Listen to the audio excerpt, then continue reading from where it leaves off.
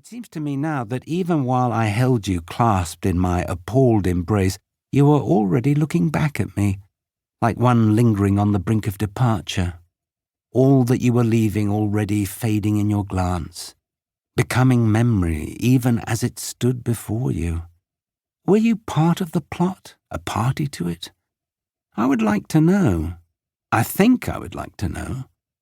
Would we have been left free and undisturbed, left entirely to our own charming devices, as we were, had someone not decided it should be so?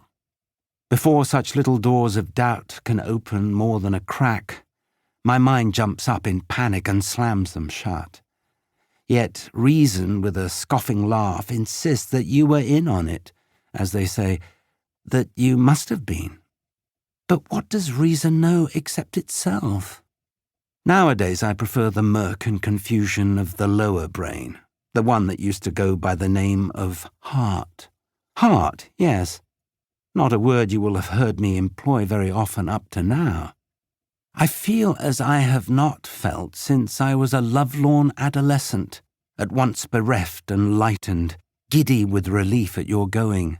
You were too much for me, and yet assailed by a sorrow so weighty, of so much more consequence than I seem to myself to be, that I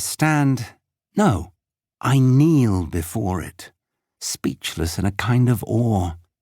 Even at those times when, sated with its pain, my mind briefly relinquishes the thought of you, the sense of loss does not abate, and I go about mentally patting my pockets and peering absently into the shadowed corners of myself, trying to identify what it is that has been misplaced.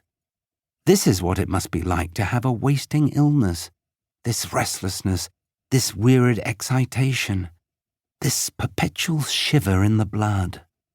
There are moments, well, I do not wish to melodramatize, but there are moments, at the twin poles of dusk and dawn especially, when I think I might die of the loss of you, might simply forget myself in my anguish and agitation, and step blindly off the edge of the earth and be gone for good.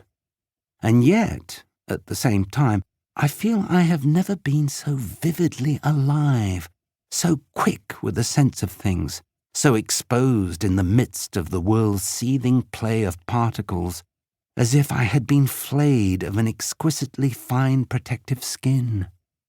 The rain falls through me silently, like a shower of neutrinos. The murders seem to have stopped. The police have not turned up a body now for weeks. I find this disturbing. The killings started about the time we met, and now that you are gone, they have come to an end. It is foolish, I know, but I cannot help wondering if there was a connection. I don't mean a direct link, of course, but could it be that we disturbed something with our wantonness?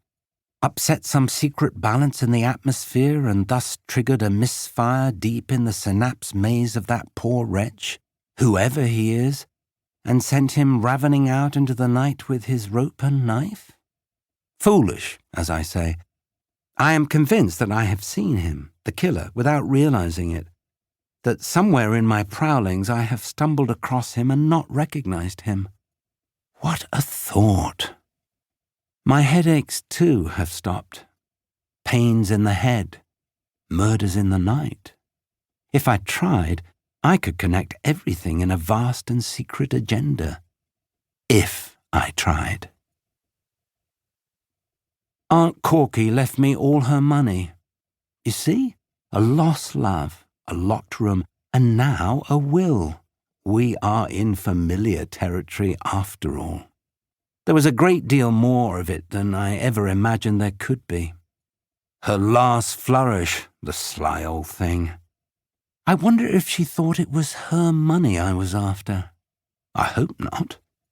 Sticking with her through all those long last weeks of her dying was, I see now, the one unalloyed good deed I could point to in my life. The thing I thought might go some way towards balancing my account in the recording angel's big black book. Still, I won't pretend I am not glad to have the dough, especially as Mordaunt...